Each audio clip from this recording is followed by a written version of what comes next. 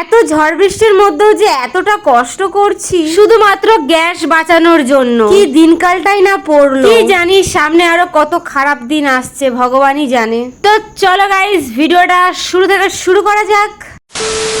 Hello viewers, আমার নাম সোনালি, আমি থাকি পানাগড়ে। এতদিনে তোমরা জেনেই গেছো যারা যারা আমার ডেলি ব্লগ দেখেছো বা দেখছো। দিনটা ছিল 6 এপ্রিল সোমবার, বিকেল 5:30 থেকে ব্লগটা স্টার্ট করলাম। সেদিন বিকেল বেলা এত পরিমাণে ঝড় উঠেছে, তোমরা তো সেটা দেখতেই পাচ্ছ। আর এই ঝড়ের মধ্যে আমি গিয়েছিলাম মিনি বাজারে খাবার আনার জন্য। আর খাবার এনে তো আমার মনের মধ্যে অনেক লাড্ডু ফুটছিল, তাই ডিঙ্কা আর আমি খুব নাচানাচি করছিলাম। খাবার দেখে আমরা এতটাই নাচানাচি করছিলাম, তাই দেখো পুকিসোনাও আমাদেরকে হা করে দেখছে। যাই হোক, 7 তারিখে শীতলা মায়ের পুজো ছিল, তার জন্য আগের দিন রান্না করে রাখতে হয়। এই পুজোর দিন কিন্তু আগুন জ্বালাতে নেই, তার জন্যই তার আগের দিন সবাই রান্না করে রাখে, যাতে পুজো চলাকালীন আগুন না জ্বালাতে হয়। আর পুজো শেষ হয়ে গেলে তখন জ্বালাতেই পারো, কোনো অসুবিধা নেই। যাই হোক, প্রত্যেক বছর মা রান্না করে, এবছর আমি আর দিদি রান্না করছি। কতটাই না লেট হয়ে গেল, তাই না এই ভিডিওগুলো তোমাদের সাথে শেয়ার করতে করতে। যাই হোক, আমার এই ব্লগটা কে কোথা থেকে দেখছো আমায় কিন্তু অবশ্যই কমেন্ট করো। আর হ্যাঁ, সেদিন কি মেনুতে কি কি ছিল জানো?